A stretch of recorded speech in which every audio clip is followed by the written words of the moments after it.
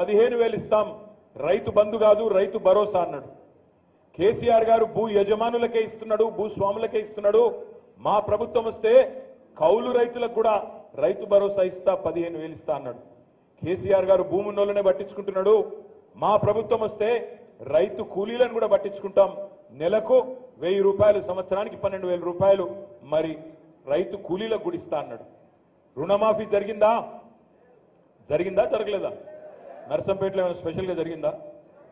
జరిగిందా జరగలేదా?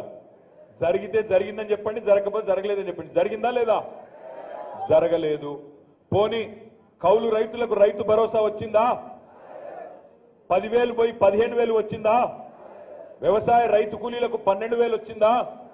ఇవన్నీ 100 రోజుల్లో చేస్తానన్న మాట నెరవేరిందా? నెరవేరలేదు. ఒక్కసారి ఎవరి చేతిలోనన్నా మోసపోతే, మొదటిసారి మోసపోతే మోసం చేసినోడిది తప్పైతుంది. మొదటిసారి మోసం జరిగితే మోసం చేసిన వాడిది తప్పు.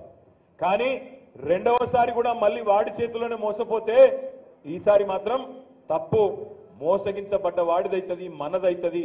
ఆలోచించండి. అసెంబ్లీ ఎన్నికలకు ముందేమో అరిచేతిలో వైకుంఠం, మంచి బ్రహ్మాండమైన ఈస్ట్మన్ కలర్ రంగుల సినిమా చూపెట్టిండ్రు. ఇది చేస్తాం, అది చేస్తాం, పొడి చేస్తామని. ఇవాళ పరిస్థితి ఏంది తెలంగాణలో? కేసీఆర్ ఉన్నప్పుడు కరెంట్ ఎట్లుండే, ఇవాళ ఈ ఎండాకాలం ఎట్లుందో ఒక్కసారి గుండె మీద చేసుకుని ఆలోచించమని చెప్పి నేను కోరుతా ఉన్నా.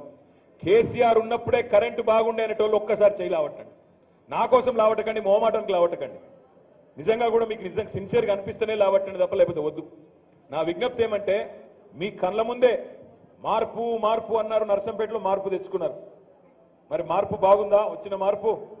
కరెంటు పోతున్నది, టైంకు విత్తనాలు దొరుకుతలేవు, టైంకు ఎరువులు దొరకవు, టైంకు రైతు బంధు పడదు. కేసీఆర్ ఉన్నప్పుడేమో నాట్లేసేటప్పుడు పడుతుండే రైతు బంధు. కేసీఆర్ ఉన్నప్పుడు నాట్లేసేటప్పుడు రైతు బంధు పడుతుండే. రేవంత్ రెడ్డి గారు వచ్చినాక ఓట్లేసేటప్పుడు రైతు బంధు వేస్తున్నాడు. గది మార్పు, గది తేడా. డిసెంబర్లో వేయాల్సిన రైతు బంధు ఇవాళ మేలో పడుతున్నది అంటే వాళ్ళు చెప్పిన మహా మార్పు, వాళ్ళు చెప్పిన గొప్ప మార్పు, వాళ్ళు తీసుకొచ్చిన గొప్ప మార్పు ఇది. ఇవాళ పొద్దున్నే పేపర్ తీసి చూస్తే ఈనాడు పేపర్లో నిజంగా భయంకరమైన వార్త. మీ అందరికీ నర్సంపేటలోని పేదలకు పెద్ద దిక్కుగా ఉన్నది దశాబ్దాల కాలంగా ఎంజీఎం ఆసుపత్రి.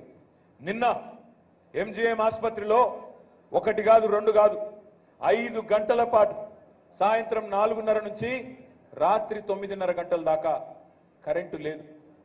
కరెంటు లేదు అంటే మన ఇళ్లలో పోతేనేమో ఫ్యాన్ బంద్ అవుతుంది, బుగ్గ బంద్ అవుతుంది. కానీ ఎంజీఎం హాస్పిటల్లో 5 గంటలు కరెంటు పోతే ఒక్క జనరేటర్ కూడా పనిచేయకపోతే అక్కడ ఇంక్యుబేటర్లో ఉండే చిన్నపిల్లల పరిస్థితి ఏంది? నవజాత శిశువుల పరిస్థితి ఏంది? ఐసీయూలో వెంటిలేటర్ మీద ఉన్న పేషెంట్ల పరిస్థితి ఏంది? ఇదేనా మార్పు?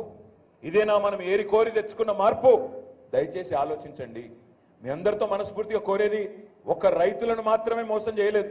ఇక్కడికి వచ్చిన మా గ్రాడ్యుయేట్ చెల్లెలను, మా గ్రాడ్యుయేట్ తమ్ములను అడుగుతా ఉన్నాం.